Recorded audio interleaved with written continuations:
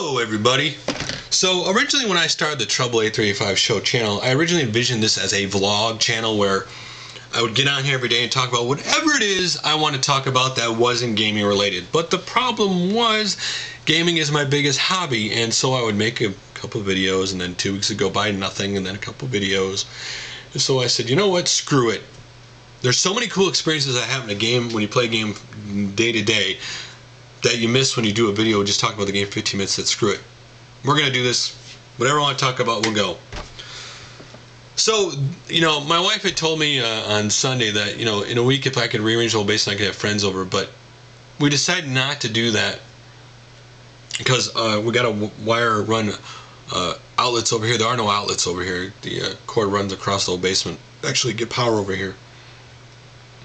But tonight you're going to see the stuff behind me is all going to go away. So tomorrow you won't see that stuff behind me. I got to put it somewhere else because still going to work on rearranging this basement.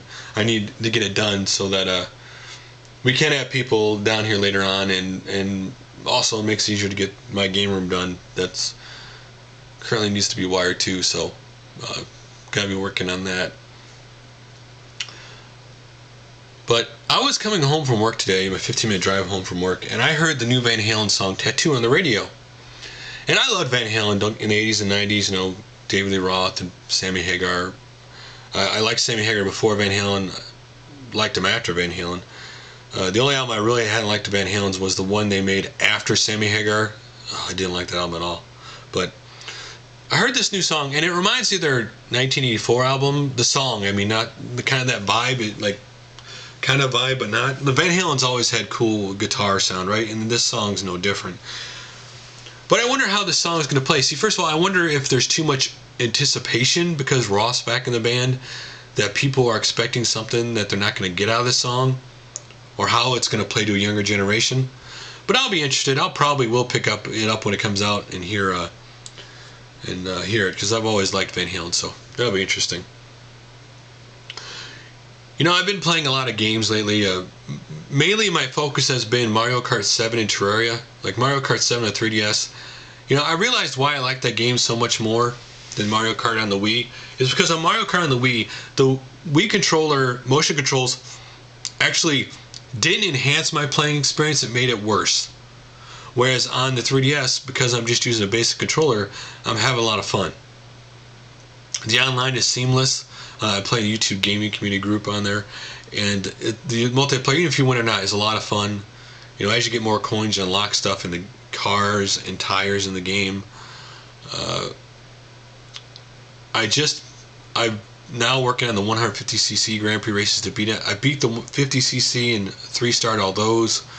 The 100 didn't start off so good, so I just did try to get through all them all. So I did get first place in all those.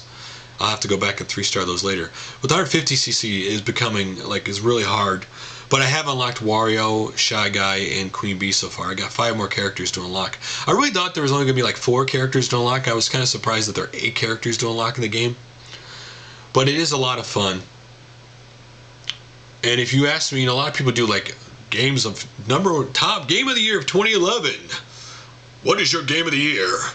Mine would actually be tied between Skyrim and Mario Kart 7, and both are entirely for different reasons. Skyrim is actually what they envisioned Elder Scrolls to be from the beginning, and it is an amazing technical achievement that they pulled off a living, breathing world. And yes, the downside to that game, and a lot of people have problems, is the fact that people can't handle being able to do whatever they want, and it becomes overload with the amount of quests you have and stuff. People are getting they can't handle it. They want a game that tells them what to do. I totally enjoy that game. And Mario Kart 7 is just so much fun. You get Fireball ability and the 7 ability and stuff like that in the game now, and the game is just a lot of fun, just a fun racer. And Mario Kart, for me, I can sit down for I've been playing the game for an hour every night, and Skyrim, when I play it, I have to have a lot of time, and that's the difference between those two games. But to me, they're both equally my game of the year. To be honest, if I had to pick another game that was right behind it, would be Gears of War 3, because I had a lot of fun with that game too, but that would be second place. So, but I did put in Ultimate Marvel vs. Capcom 3 the other day, and the reason why I haven't put in yet is because I think I'm really disenfranchised or upset with Capcom with all the bad, dumb ass decisions they made lately. I mean, seriously, a year ago, a company that was so revered by gamers, to make some of the just stick their head up their ass like they've done over the last year is amazing to me. Really is it amazing. And I think I took it out in this game in a sense, even though I got it for free for Christmas. I just, so I put it in. And then listen, I've never been a Versus fan. I played a couple of them in the arcade, but they never caught me like Street Fighter 2 did, or Mortal Kombat, or even Tekken did. And first of all, I would have liked it better just straight 2D perfect cartoon graphics than the 2D, 3D, a little bit of grainy.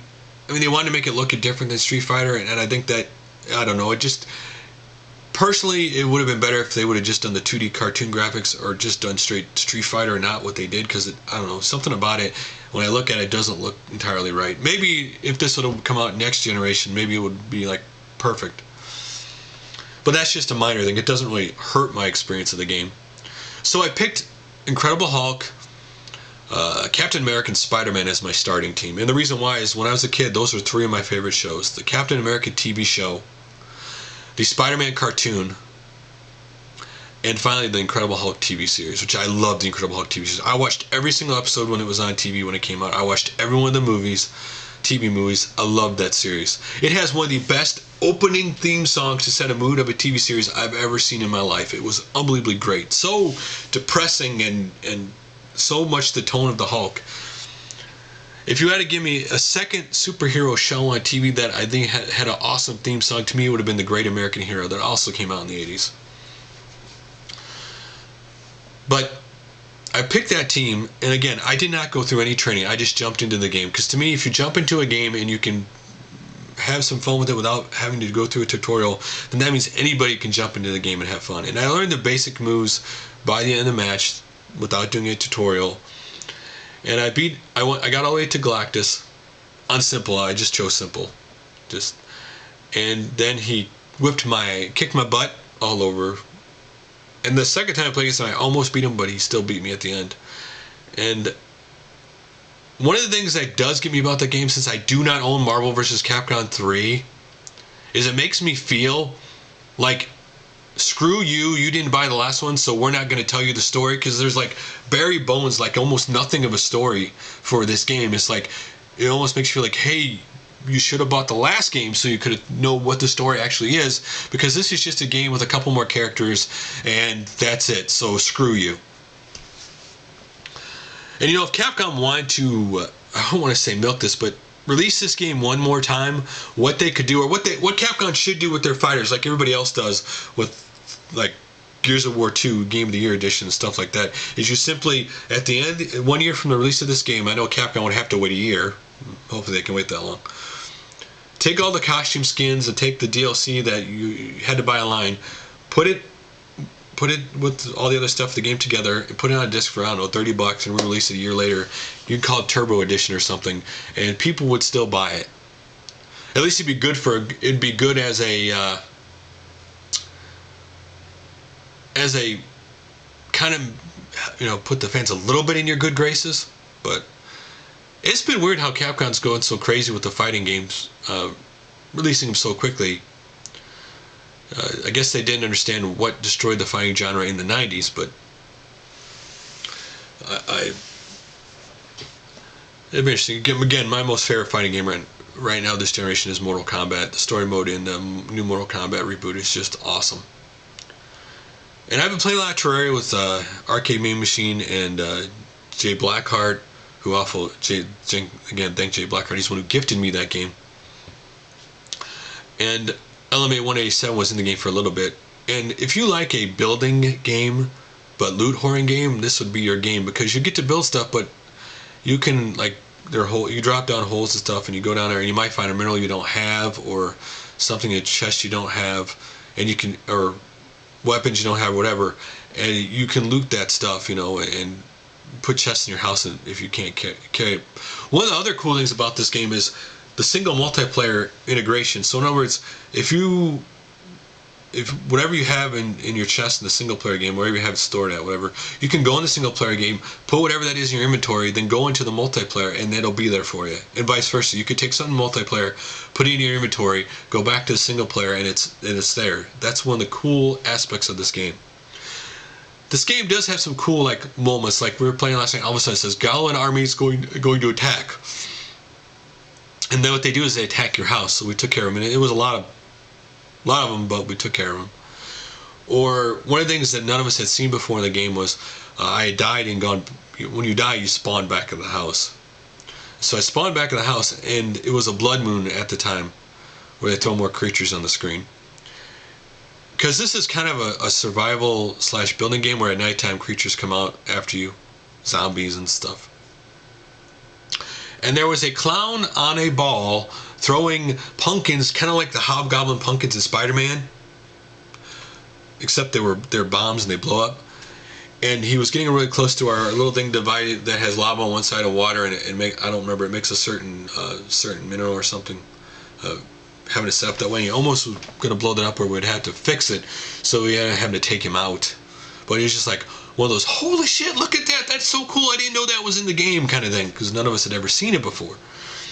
And so I'm having a lot of fun with Terraria. I know they're still, I mean, the developer, I know they're still working at, they're still got things they want to update in this game and features to add, so it'll be really cool. Other cool thing I like about the game is it's got a retro feel, because when characters got armor, it almost reminds you like the Final Fantasy games on the Super Nintendo and stuff, those characters, so had a lot of fun with that game.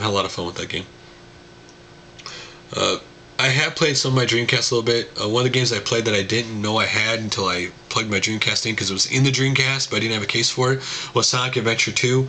The graphical style just reminds me of Crazy Taxi, and I love that arcade game. But the first level was really fun. I had a lot of fun with it. I only played the first level of it.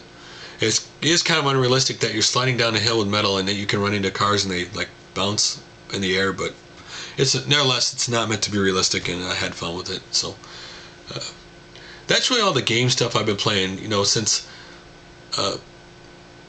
right now my wife and my son are at the zoo with one of her friends and their kids, so they're gone. So tonight I might get a little Mario Kart 7, and I don't know what I'll play after that. But that's all I have to talk about for now, guys. So I will talk to you guys again tomorrow.